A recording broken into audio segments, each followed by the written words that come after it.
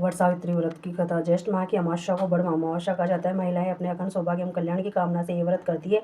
एक समय की बात है, भद्र देश में अश्वपति नामक महान प्रतापी और ज्ञानी राजा राज्य करता था। उसके कोई संतान नहीं थी। राजा ने पंडितों से पुत्र योग के बारे में पूछा तो उन्होंने कहा, हे राजन, आपके पुत्र योग तो नहीं है, परंतु एक कन्या होगी और वह भी 12 वर्ष की आयु में विधवा हो जाएगी। राजा ने कहा, चाहे कन्या ही हो, लेकिन मुझे कोई निसंतान तो नहीं कहेगा। पंडितों के अनुसार राजा ने यज्ञ करवाया, वट सावित्री का व्रत रखा।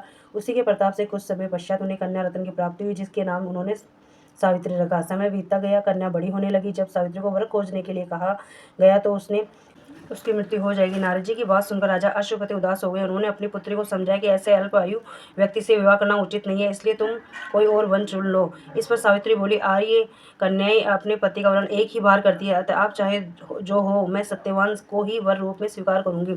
सावित्री के निश्चय को सुनकर नारद जी ने अश्वपति को समझाया कि तुमको सावित्री का विवाह सत्यवान से ही कर देना चाहिए। इतना कहकर नारद जी अपने स्थान को चले गए। राजा अश्वपति विवाह का समस्त सामान और कन्या को लेकर वृद्ध सचिव सहित उसी वन में गए जहाँ राजश्री से नष्ट अपनी रानी और राजकुमार सहित एक वृक्ष के नीचे धूम्रसेन रहते थे। अंतर्गोप्य विधि विधान पूर्वक सावित्री और सत्यवान का विवाह संपन्न हो गया। वन में रहते हुए सावित्री अपने सास ससुर की खूब सेवा करने लगी। समय व्यतीत होता गया, लेकिन सावित्री नारद जी की भविष्यवाणी को ध्यान में रखते हुए एक एक दिन गिनती जा रही थी। उसने जब पति का मरणकाल समीप आते देखा, तब 3 दिन पहले ही उसने उपवास करने लगी। तीसरे दिन उसने पितृदेवों की पूजा की। वहीं दिन नारद चले गए। सावित्री भी यमराज के पीछे चली। जब बहुत दूर तक सावित्री यमराज के पीछे चलती रही, तब यमराज ने कहा, हे पति प्राणी, जहाँ तक मनुष्य मनुष्य का साथ दे सकता, वहां तक तुमने अपने पति का साथ दिया।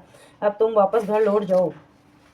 यह सुनकर सावित्री बोली, यमराज, जहाँ तक मेरे पति जाएंगे वहीं मुझे जाना चाहिए, यही सनातन सत्य है। यमराज ने सावित्री को धर्मपरायण वाणी सुनकर वर मांगने को कहा। यमराज की बात सुनकर सावित्री ने वर मांगा, मेरे सास ससुर अंधे हैं, उन्हें दिव्य ज्योति दे। यमराज ने तथास्तु कहकर उसे लौटने जाने को कहा, लेकिन सावित्री उनके पीछे चलती हुई बोली, भगवान, जहाँ मेरे पति देव जाते हैं वहाँ उनके पीछे चलने में मुझे कोई श्रम या कष्ट नहीं हो सकता।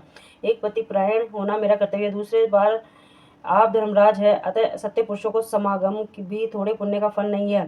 सावित्री के ऐसे धर्म एवं श्रद्धा युक्त वचन सुनकर यमराज ने पुनः वर मांगने को कहा।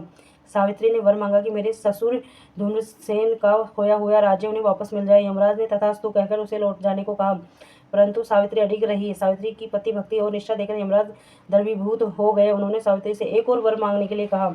तब सावित्री ने वर मांगते हुए कहा, मैं सत्यवान के 100 पुत्रों की मां बनना चाहती हूँ, कृपा कर आप मुझे यह वरदान दे। इस अंतिम वरदान को देते हुए यमराज ने सत्यवान को अपने पास से मुक्त कर दिया और वह अदृश्य हो गए। सावित्री वट वृक्ष के पास आई और वट वृक्ष के नीचे पड़े सत्यवान के मृत शरीर में जीव का संचार हुआ और वह उठकर बैठ गया। सत्यवान के माता पिता की आंखें ठीक हो गई, उनका खोया राज्य भी वापस मिल गया।